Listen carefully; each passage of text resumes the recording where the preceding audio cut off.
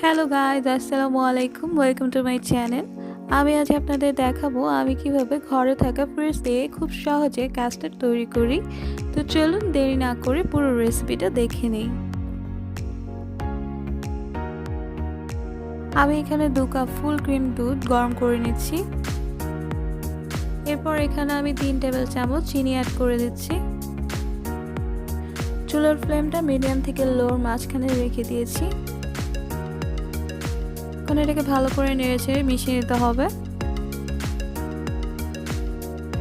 এখন রুম টেম্পারেচারে থাকা 1.5 কাপ দুধের মধ্যে 2 টেবিল চামচ কাস্টার্ড পাউডার অ্যাড করে দিচ্ছি।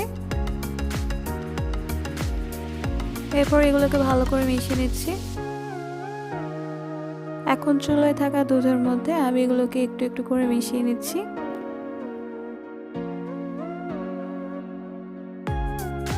এগুলোকে সঙ্গে সঙ্গে নেড়ে দিতে হবে যাতে করে এগুলোর মধ্যে কোনো প্রকার লাম্পস না থাকে। এবার অ্যাড করে দিচ্ছি 1 চা চামচ ভ্যানিলা এসেন্স। এখন আমি এটাকে কন্টিনিউয়াসলি নেড়ে ঘন করে নিচ্ছি।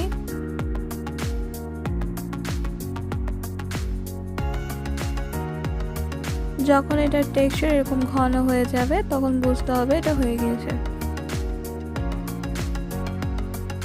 আমি এখানে অ্যাপেল, ব্যানানা এন্ড পমিগ্রানেট নিয়ে নিয়েছি।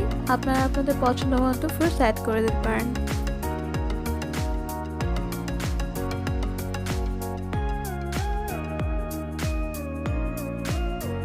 এখন আমি এর মধ্যে কাস্টার্ডটা ঢেলে নিয়ে ভালো করে মিশিয়ে নিচ্ছি।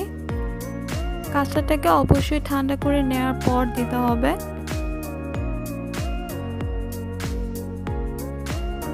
আমি এটাকে কিছু ড্রাই ফ্রুটস আর নাটস দিয়ে গার্নিশ করে নিচ্ছি।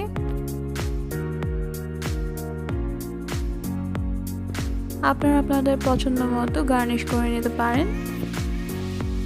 আমার ভিডিও যদি আপনাদের ভালো লেগে থাকে তাহলে like, share, subscribe and comments করতে ভুলবেন না। আল্লাহ হাফেজ।